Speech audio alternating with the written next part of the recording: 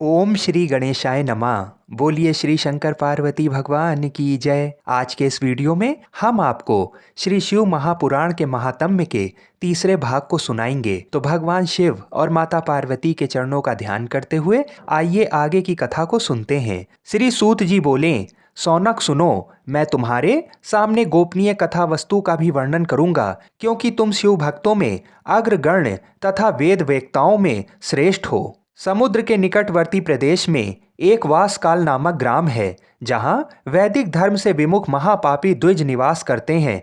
वे सब के सब बड़े दुष्ट हैं। उनका मन दूषित विषय भोगों में ही लगा रहता है। वे ना तो देवताओं पर विश्वास करते हैं, ना भाग्य पर। वे सब कुटिल वृत्ति वाले हैं, किसानी करते हैं और भांति भांति के घातक अस्त्र शस्त्र रखते हैं।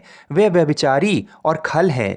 ज्ञान वैराग्य तथा सधर्म का सेवन ही मनुष्य के लिए परम पुरुषार्थ है।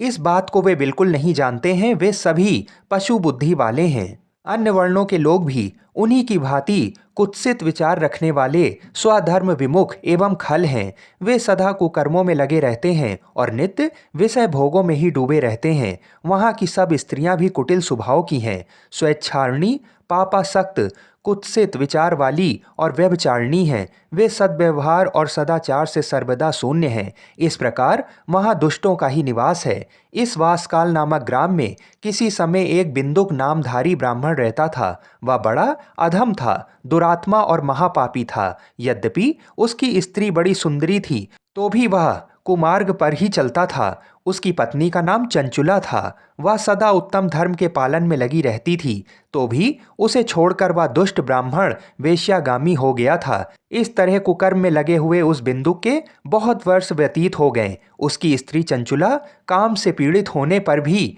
स्वधर्मनाश के भय से कलेश सहकर भी दीर्घ काल तक धर्म से भ्रष्ट नहीं हुई, परंतु दुराचारी पति के आचरण से प्रभावित हो आगे चलकर वह स्त्री भी दुराचारणी हो गई। इस तरह दुराचार में डूबे हुए उन मूढ़ चित्त वाले पति पत्नी का बहुत सा समय व्यर्थ बीत गया। तदनंतर शूद्र जातीय वेश्या का पति बना हुआ वह दूषित बुद्धि वाला दुष्ट ब्राह्मण बिंदुक समय अनुसार मृत्यु को प्राप्त हो नरक में जा पड़ा। बहुत दिनों तक नरक के दुख भोग कर वह मूढ़ बुद्धि पापी विंध्य पर्वत पर भयंकर पिशाच हुआ।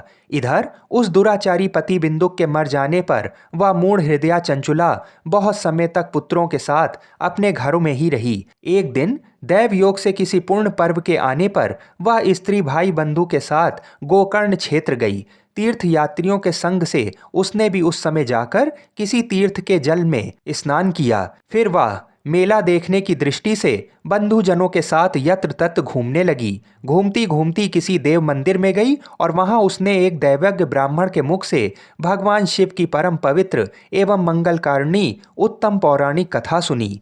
कथावाचक ब्राह्मण कह रहे थे कि जो स्त्रियां पर पुरुषों के साथ व्यभिचार करती हैं, वे मरने के बाद जब यमलोक जाती हैं, तब यमराज के दूत उनकी योनि में तपे हुए लोहे का परिघ डालते हैं। पौराणिक ब्राह्मण के मुख से ये वैराग बढ़ाने वाली कथा सुनकर चंचुला भय से व्याकुल हो वहां कांपने लगी।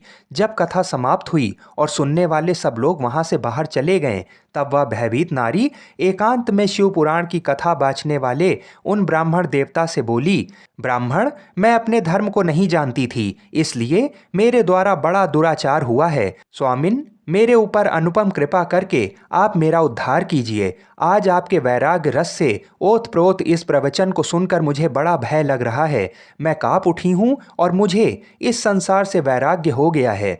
मुझ मूढ़ चित्त वाली पापिनी को धिक्कार है। मैं सर्वथा निंदा के योग्य हूँ, कुत्सित विषयों में फंसी हुई हूँ और अपने धर्म से विमुख हो गई हूँ। ना जाने किस किस घोर कष्टदायक दुर्गति में मुझे पड़ना पड़ेगा और वहाँ कौन बुद्धिमान पुरुष कुमार्ग में मन लगाने वाली मुझ पापिनी का साथ देगा।